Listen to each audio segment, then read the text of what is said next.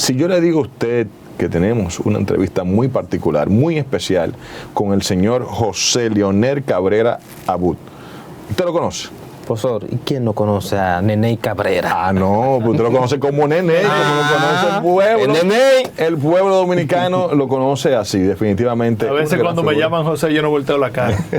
A veces cuando uno doy Neney. A Neney en el automático. Ese es el problema de los sobrenombres y de los apodos. Qué bien, pero de verdad es un verdadero privilegio para nosotros tenerlos aquí en Controlando la Mañana, Neney. Definitivamente ya anteriormente había un rum de que posible aspirante a la alcaldía, ya oficialmente aspirante a alcalde. Precandidato a alcalde.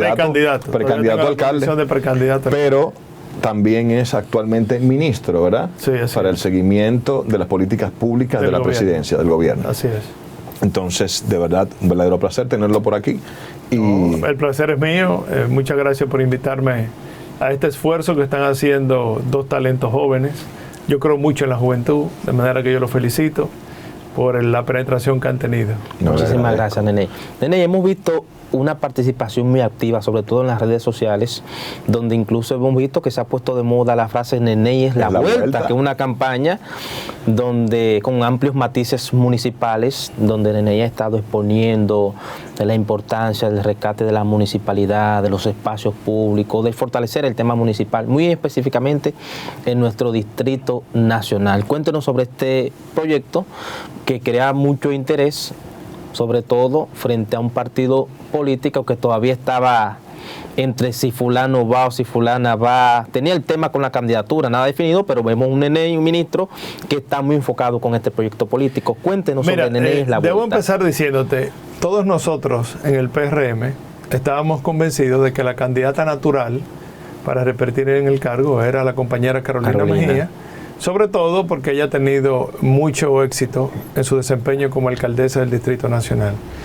Pero a raíz de lo que expresó el presidente Hipólito Mejía en días pasados, en el sentido de que él entendía de que ya Carolina había agotado su función como alcaldesa de la ciudad y que era momento de que ella asumiera otros roles, bueno, entonces eso evidentemente animó a muchos compañeros a comenzar a ver a otras alternativas, porque en una contienda electoral, una plaza tan importante como la capital, tú sabes que genera un interés en todos los partidos políticos, claro, sobre todo partidos con vocación de poder, y en el caso de nosotros mucho más, que ganamos esa plaza estando fuera del poder. La lógica indica que debemos ganarla ahora que estamos en el ejercicio del poder. Inmediatamente surgió un movimiento ciudadano que plantea que debemos proteger nuestra ciudad y me propone a mí para esa tarea. Y nosotros hemos asumido el compromiso de efectivamente presentarnos al electorado con esta propuesta de proteger nuestra ciudad, que significa, en primer lugar, proteger el legado que nos están dejando tanto David Collado como Carolina Mejía, las dos administraciones municipales del PRM, porque han sido administraciones exitosas. Así indican las encuestas, el nivel de satisfacción de los municipios de la capital. En el caso de Carolina, ella está terminando con una aprobación que roza el 80%. Quiere decir que 8 de cada 10 ciudadanos del Distrito Nacional opinan favorablemente de su gestión. Sí. Inclusive trasciende los límites del partido. O sea, hay partidarios tanto del PLD como de la Fuerza del Pueblo que opinan favorablemente cuando le preguntan sobre la gestión de la compañera Carolina. De manera que ese es un legado que estamos obligados a proteger.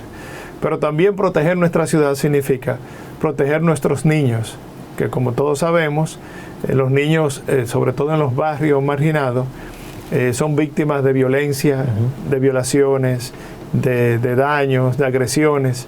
Y eso es un fenómeno que quizás no tiene mucho eco mediático, porque los pocos casos que salen a relucir no se corresponden con la realidad que viven en los barrios. Es un día a día eso. Exactamente. Entonces nosotros queremos crear un circuito de estancias infantiles para que los niños, cuando las madres tengan que ir a trabajar, o los padres tengan que ir a trabajar, tengan un lugar, pero cercano a su hábitat, a su barrio, a su entorno, a su cuadrante, donde ellos puedan dejar a sus niños y que sean atendidos por profesionales de la conducta, profesionales de la medicina, pero son casas que vamos a identificar en el mismo barrio, que tengan las condiciones adecuadas, y vamos a utilizar personal del mismo barrio. Y ahí comenzamos a crear también oportunidades, que es otra de las demandas que tienen, por ejemplo, nuestros jóvenes. ¿Qué pasa con nuestros jóvenes? Los llamados ninis, que ni trabajan ni estudian. Pero es un fenómeno, es una realidad social que las autoridades tenemos que comenzar a tomar acciones para ver cómo insertamos esos jóvenes en el mercado laboral formal.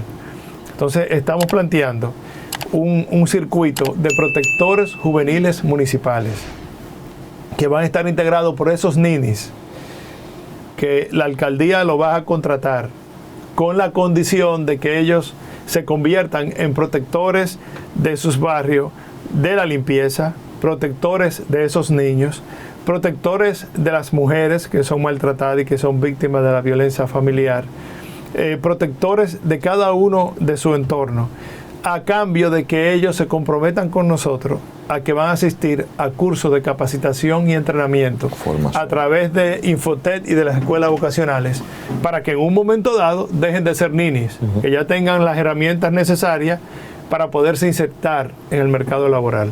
Es una de las propuestas que tenemos para los niños y para los jóvenes. Pero el mismo modelo que queremos aplicar para los niños, queremos aplicar para las mujeres en los barrios. La llamada casa de acogida de mujeres en peligro de ser maltratadas. Que ellos tengan un lugar seguro donde acudir, que no sea necesariamente un destacamento de la Policía Nacional, porque en el tema de poner una denuncia en la Policía Nacional, hay un elemento que la gente no se da cuenta. Las mujeres se resisten a poner la denuncia a pesar de ser maltratada o estar en peligro de ser maltratada, porque tienen miedo a la reacción violenta del que ella vaya a denunciar. Del agresor. Entonces, en esta casa de acogida no son destacamentos policiales, sino que son casas que ellas van a poder asistir, y ahí van a encontrar la protección de vida y el acompañamiento de profesionales de la conducta para ver cómo manejan cada caso en particular. Esas casas van a existir también en los barrios, en sus propios barrios. No tienen que trasladarse a un lugar muy lejos. Es ahí mismo, el mismo donde se produce el conflicto. Es lo que queremos establecer, la solución. Un enfoque de cercanía. Claro, y de acercarla entonces también la alcaldía al pueblo, a la comunidad, en los tres renglones. El modelo que queremos implementar involucra a la ciudadanía en las soluciones de los problemas. No se trata de nosotros como autoridades imponer una solución. Es que queremos que la solución vengan de abajo hacia arriba. Es con ellos que vamos a manejar cada uno de los temas que tenemos que enfrentar en la alcaldía del distrito. Lo propio ocurre con el tema de la recolección de residuos. Es imposible implementar un modelo de gestión que tenga éxito en la recolección de residuos sin la participación activa de la ciudadanía. Porque ¿qué ocurre en la actualidad? Que sacan sus fundas de basura a una hora determinada, el camión pasa a las 9 de la mañana, recoge todo lo que encuentra, y ya a las 10, cuando usted pasa por el mismo punto, ahí vuelve y tiene basura. Por eso yo planteo, vamos a involucrar a la ciudadanía, que ellos sepan que el lugar, la hora para descargar su residuo son las 9 de la mañana. Si no logró descargarle esa hora, guarde su residuo para el día siguiente, contribuya con la limpieza de la ciudad. Y ahí van a intervenir los protectores juveniles para mantenerse vigilantes de que no suceda eso que está sucediendo ahora. En ese mismo tema de la basura, dos preguntas. ¿No sería viable hacerlo de noche, como se ha planteado en algún caso? Uno, y dos, ¿qué vamos a hacer con el ruido de la ciudad para que sea más amigable en la ciudad de Santo Domingo en el tema de medio ambiente? Aquí nosotros estamos planteando una solución integral que va a resolver los dos problemas puntuales que tú me estás preguntando. En primer lugar, nosotros queremos empujar hacia la movilidad eléctrica los camiones recolectores de basura. Porque si usted revisa lo que está ocurriendo en la industria automotriz mundial, usted observa que ya hay fechas establecidas de fabricantes de vehículos que han dicho que, por ejemplo, en el año 2030 ya dejan de fabricar vehículos de combustión y se van todos a vehículos eléctricos. Hay otros que han establecido para el 2035. Pero lo real es que ya hay un camino sin retorno de que vamos a sacar los vehículos de combustión que pronto lo veremos ya como pieza de museo y nos vamos hacia la movilidad eléctrica.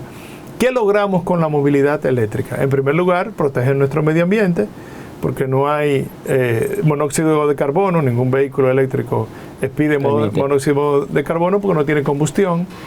En segundo lugar, bajamos el ruido, la contaminación auditiva, porque son vehículos que no emiten ningún ruido. Y en tercer lugar, logramos un ahorro en el costo de la recolección de los residuos, porque uno de los componentes más altos en la ecuación de costo de cuánto cuesta levantar una tonelada de residuos en la calle es el combustible de los camiones. Ya hemos planteado de que nosotros queremos que la flotilla de todos los camiones, primero sean nuevas y segundo sean eléctricas. Y vamos a establecer entonces la recogida nocturna, que eso pasa por reparar, arreglar el sitio de disposición final, porque el problema que ha impedido establecer ese modelo de recolección nocturna es que no tienen dónde descargar esa basura que recogen en la noche, porque en este caso Duquesa lo cierran en las noches, entonces los camiones no tienen dónde descargar. Vamos a promover que se repare Duquesa, que se establezca una iluminación de manera que Duquesa trabaje las 24 horas y así pueda recibir esa recolección que se haga nocturna. Pero también estamos promoviendo lo que establece la ley 220-25, la ley 225-20, perdón, la ley general de residuos, que establece que ya debemos iniciar con la recolección diferenciada desde el hogar. Y esto es una educación ciudadana que hay que iniciar. ¿A qué es lo que me refiero? Los residuos orgánicos deben ser dispuestos en una funda diferente a los residuos inorgánicos. Y vamos a establecer solamente esas dos grandes variables. Claro. Hay otros países que ya tienen hasta 5 fundas mayor diferentes. Calificación, sí. Claro, pero iniciemos primero con una gran separación. Claro. Para llevarlo suave. Claro. Los residuos orgánicos, lo que son de comida, de alimentos, y los inorgánicos, que son los envases de plástico, de cartón, de papel, deben ser dispuestos separados. Y así lo vamos a recolectar y así lo vamos a disponer en el sitio de disposición final. Eso nos va a permitir valorizar los residuos. En los países desarrollados, la basura hace tiempo que dejó de ser basura. Y existe lo que se llama la economía circular, que usted reinserta en la economía esos elementos que son desechados. Usted los vuelve y los mete en la cadena de valor. Entonces, eso es lo que debemos hacer nosotros. Inclusive en países ya, no solamente que valorizan los residuos, sino que ya están produciendo energía a partir de los residuos. Y nosotros debemos llegar hasta allá. Pero claro, no es una varita mágica que lo vamos a resolver y que lo vamos a implementar de inmediato. Esto pasa por una educación a la ciudadanía, esto pasa por un acompañamiento, esto es un proceso gradual. Claro. Pero lo que yo he dicho, perfecto, yo entiendo que es un proceso gradual, pero ya tenemos que iniciarlo. Ya no podemos seguir alargando, iniciar este proceso. Para bajar el ruido, también estamos planteando la sustitución de las motocicletas de combustión por motocicletas eléctricas en los motoconchistas. Sale costoso, Neney. No, pero Neney hizo un plan piloto. Aquí voy. Miren, nosotros hicimos un plan piloto desde el gobierno en Santo Domingo Este. Sí. Y sustituimos alrededor de 200 motocicletas. Y la verdad que los resultados fueron exitosísimos.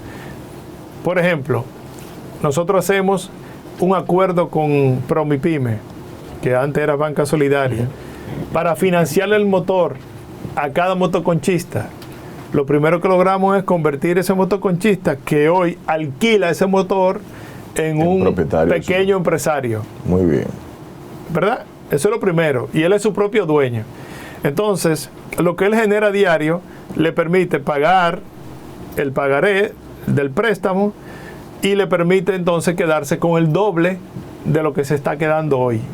Fíjense qué interesante. No gasta en combustible y paga menos que lo que pagaba de alquiler. Exactamente. Y el motor es de él. Y es una propiedad de él. Y una propiedad de él. Excelente. Y entonces bajamos el ruido. Porque ustedes saben que una de las cosas que más contamina el tema de ruido son los motores que le quitan los silenciadores, a Sí. los mufflers. Una locura. Entonces, en el caso de la movilidad eléctrica, motores eléctricos, motocicletas eléctricas no tienen, ni siquiera muffler tienen. Ese modelo, para que ustedes tengan una idea, el impacto que tendría eso, aquí en el Distrito Nacional existen alrededor de 130,000 motoconchistas. Imagínense que en un proceso gradual usted comienza a sustituir esa flotilla y que al término de los 4 años haya podido sustituir un 30% de esos 600,000. Ya eso va a contribuir Un 30% notablemente menos de ruido. con reducir el ruido que hay en el medio ambiente que tanto molesta a la ciudadanía. Bien. Y que además también se convierte en una bola de nieve, porque yo sé que hay muchas personas que a través no entran al plan de inicio, ven el ahorro del compañero económico y ellos también, por iniciativa propia, Eso compran. incluye, es bueno decirlo, la construcción de estaciones de motoconchistas ecológicas.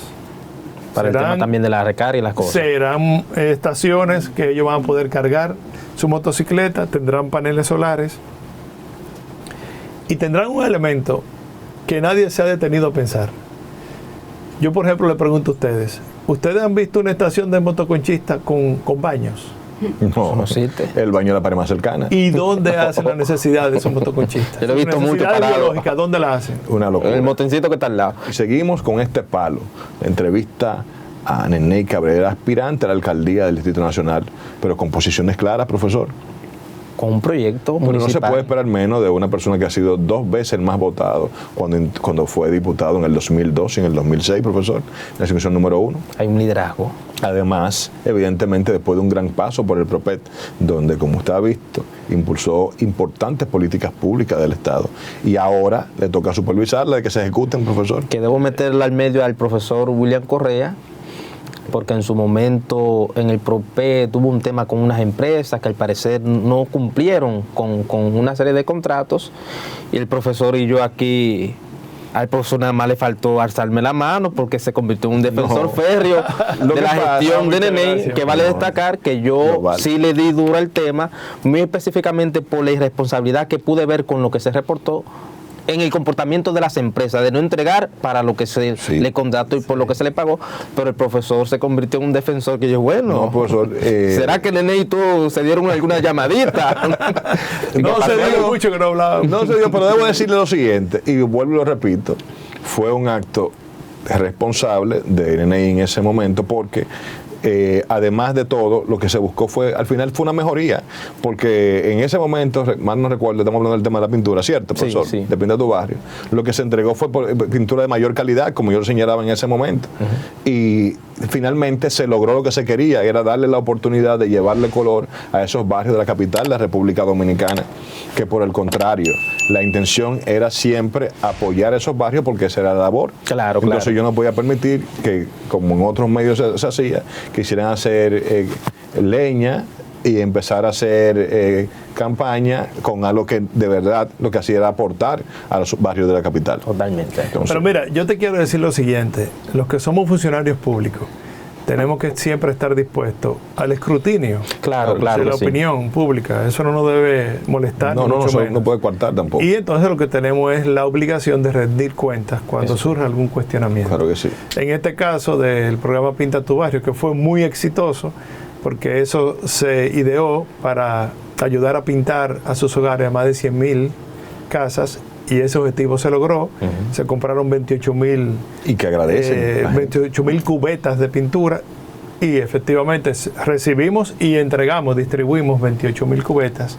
Yo me voy a remitir a lo que concluyó el director de Contrataciones Públicas, que después de una investigación muy profunda, él expresó públicamente Así es. de que no encontró ni un solo, y reiteró, ni un solo indicio que sugiriera, ni siquiera que sugiriera un ilícito penal.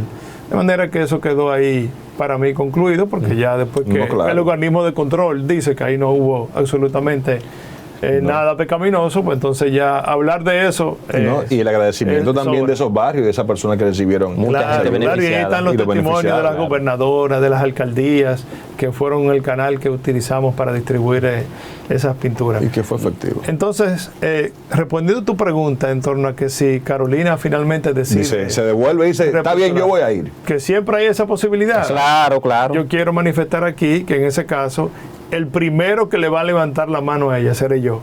Porque yo reconozco el gran trabajo que ella ha realizado, ella tiene muy buena posición para repetir, y si ella decide finalmente variar su posición que ha anunciado el presidente Hipólito Mejía, pues contará con nuestro apoyo sin ningún inconveniente. Nene, el tránsito. El tránsito en el Distrito Nacional es un problema que tienen todas las ciudades grandes del mundo, y aquí no es la diferencia. Aquí se nota mucho más porque hay un elemento que pocos conocen. En el país ingresan alrededor de 150,000 vehículos adicionales anualmente. Eso es mucho. Entre vehículos nuevos y usados que se importan al país. Y no salen en esa misma cantidad de circulación las chatarras. Entonces, como que usted tiene un recipiente y usted comienza a meterle agua y no le saca, por otro lado, una cantidad de agua. En algún momento el recipiente se va a llenar y se va a rebosar. Eso está ocurriendo con las vías de la capital, que ya están rebosadas, para usar el mismo término, de vehículos. Entonces, aquí tenemos que trabajar en varios frentes para resolver este problema. En primer lugar, implementar los pares viales. ¿Qué son los pares viales? Los pares viales es convertir de una sola vía una avenida y compensar con la vía contraria la siguiente avenida. Y así usted va haciendo pares viales. Es lo que han hecho todas las ciudades grandes del mundo y es lo que genera una solución que se siente en el corto plazo. Pero también tiene que ir tomando medidas para largo plazo. Tenemos que establecer lo que dice la ley del Intran, que es que los vehículos tienen una vida útil. Cuando ya lleguemos a esa vida útil, esos vehículos tienen que ser sacados de circulación, que no se está cumpliendo con lo que establece esa ley. Creo que la ley establece, dependiendo de los vehículos, 12 años, 15 años, hasta 20 años de uso. Bueno, ya cuando usted llegue a ese límite, sencillamente no les pida la placa para que no pueda circular en la ciudad y ya usted va entonces descongestionando ese sistema. Seguir enfatizando en las soluciones de transporte público masivo, que es una tarea del gobierno central. Hay ya varios proyectos en curso, la extensión del metro, de los vagones, se están comprando más vagones para que se tenga más capacidad de transportar a los ciudadanos. Se están ampliando varias líneas más del metro, se está construyendo la de los Alcarrizos, y también el gobierno del presidente Luis Abinader ha tomado medidas inteligentes para descongestionar esa masa flotante que viene al Distrito Nacional a buscar algún nivel de servicio. Me refiero, por ejemplo, que ya estamos construyendo la extensión de la UAS en Santo Domingo Este. Hay alrededor de 50,000 estudiantes que tienen que venir de Santo Domingo Este todos los días a la capital para ir al centro de la UAS. También se está construyendo el Palacio de Justicia de Santo Domingo Este, que es otro elemento que genera mucho flujo de personas que tienen que venir aquí al centro de la ciudad a buscar esos servicios. Si usted combina todas esas medidas, entonces al final usted va a ir teniendo una mejoría en ese aspecto. Pero también ahí vuelvo a lo que es la educación ciudadana. Si bien es cierto que aquí nos hemos quedado con nuestras vías pequeñas para el volumen de vehículos que tenemos, no es menos cierto que tenemos que enfatizar en la educación ciudadana para que transitar, manejar, no sea tan caótico como es ahora. Tenemos que hacer conciencia. Y me llama muchísimo la atención que un chofer aquí tiene un comportamiento errático, desorganizado, incumplidor de las leyes, de las señales del tránsito, y ese mismo chofer, usted lo monta en un vehículo en Estados Unidos y tiene un comportamiento como que en el avión aprendió modales que no tenía en República Dominicana. No, el problema es que allá hay un régimen de consecuencias y aquí no lo hay, y si lo hay, nadie lo aplica. Entonces tenemos que aplicar lo que establecen las leyes y que tener régimen de consecuencias. Por ejemplo, alguien me señalaba algo interesantísimo. Aquí nadie protege nuestra ciudad en el sentido de que un vehículo, un camión de carga, lo que sea, choca un poste de luz, lo derrumba, o choca una pared de la ciudad, la derrumba. No pasa nada. Recogen el vehículo, se van y dejan ese daño a la ciudad. ¿Quién repone a la ciudad ese daño? Exacto. Bueno, pero ese vehículo tiene un seguro y dentro del seguro está reponer esos daños, pero nadie los reclama. Los seguros nunca le han reclamado nada para la ciudad. Entonces esas son las cosas que tenemos que empezar a mejorar y a ponerla a funcionar. Neney Cabrera, ministro encargado de los objetivos de políticas públicas del gobierno. ¿Cuál es la función principal en esta posición de Neney Cabrera? Mira, el Estado Dominicano tiene un problema, que es una burocracia que dificulta la ejecución de las tareas y de las cosas que el presidente y el gobierno deciden. Y a veces entonces usted ve que un presidente promete algo puntual que luce ser fácil de resolver y después toma 6 meses, 1 año, 2 años y tú dices, pero ven acá, ¿y por qué no han resuelto ¿Qué pasó? este puente que él ofreció y este puente pequeño y es fácil de hacer? La burocracia, la observación de las leyes, la ley de compra que hay que observarla. Entonces, esta unidad el presidente la creó precisamente para que se encargue de empujar cada uno de esos compromisos, tanto los compromisos en su programa de gobierno como los compromisos puntuales de obra que hace a través de los consejos de gobierno, los compromisos que hace en las reuniones con la Junta de Vecinos. Esas son las cosas que se encarga esta unidad. Yo tengo un equipo de alrededor de 50 profesionales de diferentes áreas que me acompañan en esta tarea y entonces toda la semana recogemos el estado de avance de cada uno de los compromisos y nos sentamos con el presidente, los revisamos, ajustamos cualquier cosa que haya que ajustar para que seguir avanzando hasta que culmine la entrega de esa obra. Es una garantía para la ejecutoria de... Es como, yo diría que es una institución que empuja hacia el cumplimiento de los compromisos del gobierno y del presidente. Bien. Neney Cabrera, vamos a hablar de reelección. Aunque el presidente ha dilatado en anunciar si va o no va, pero vemos que los principales y más importantes dirigentes de la cúpula del partido están todos a una misma consigna, 4 más para el presidente Luis Abinader. ¿Qué opina de la reelección del presidente Luis Abinader? Y por otro lado, un tema que está en el tapete, el tema del famoso 20% de las reservas para los partidos políticos, que vemos que la oposición está totalmente en contra. Adelante. Mira, nosotros como todos los partidos políticos tienen que tener vocación de poder. Y nosotros estábamos comentando fuera de cámara las dificultades que hemos confrontado a través de la historia para nosotros llegar al poder. Efectivamente, en el 2020 se dieron las condiciones, se dio la coyuntura para nosotros poder obtener la victoria. Entonces ahora tenemos que actuar con mucha inteligencia. La mejor carta de triunfo que tiene el Partido Revolucionario Moderno para poder ganar las elecciones en el año 2024 se llama Luis Abinader Corona, el actual presidente. Y así dicen todas las encuestas. Las encuestas dicen que la aprobación del desempeño del presidente supera en todos los casos el 60%. Pero también esas mismas encuestas indican que la intención de voto hoy del presidente inclusive está mucho más alta que lo que obtuvimos en el 2020. En el 2020 ganamos con el 52%. El presidente hoy se mueve entre el 55 y hasta el 60, dependiendo el momento que se mida. La oposición se debate siempre alrededor del 40% entre los dos partidos de la oposición mayoritario.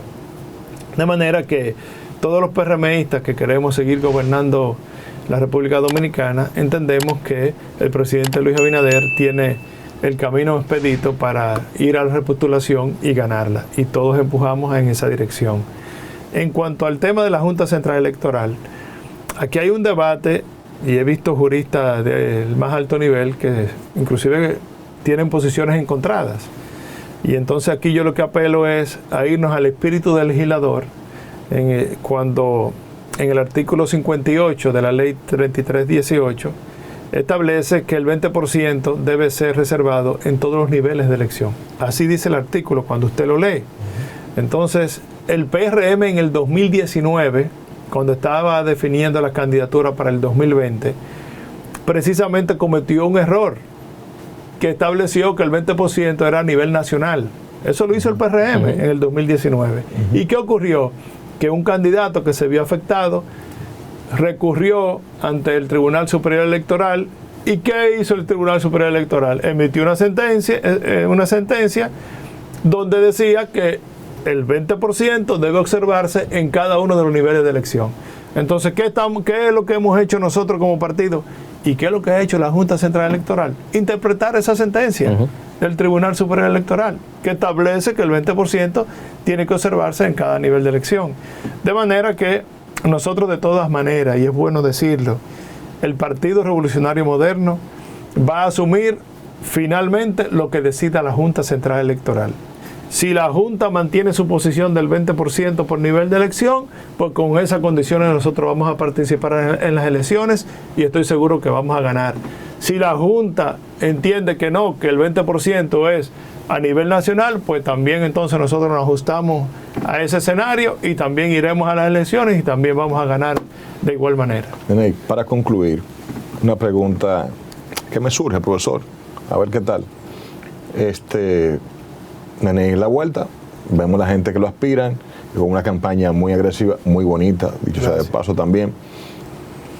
Neney Cabrera cuenta con la bendición, si se quiere, ¿verdad? O con el apoyo más bien del presidente de la República, Luis Abinader Corona, con el apoyo de Hipólito Mejía, porque yo tengo una idea acabada. Esas son bendiciones importantes.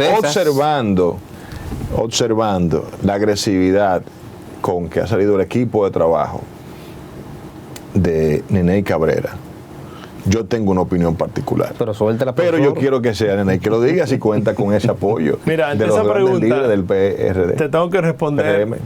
Te tengo que responder de dos formas. Número uno, tengo una relación exquisita con la familia Mejía, sobre todo con el presidente Hipólito Mejía. Lo veo prácticamente todas las semanas. Voy a almorzar o a desayunar con él. Ayer desayuné en su casa con él. De manera que lo dejo a la interpretación. Profesor, eso responde del público. Ese es por un lado. Por otro lado, recuérdate que yo soy ministro del gobierno del presidente Luis Abinader, y en mi condición de ministro yo no puedo hacer absolutamente nada que el presidente no esté enterado. Profesor, no sé si usted le da, pero aquí hay un olor alcalde. Señores, ha sido todo por hoy. En este bloque, agradecido de verdad de Neney. Gracias por acompañarnos en este espacio Controlando la Mañana. Y vuelvo y lo felicito por esta gran iniciativa que tiene. Muchísimas gracias. Le deseo éxito. Igual éxito a usted en su elección interna.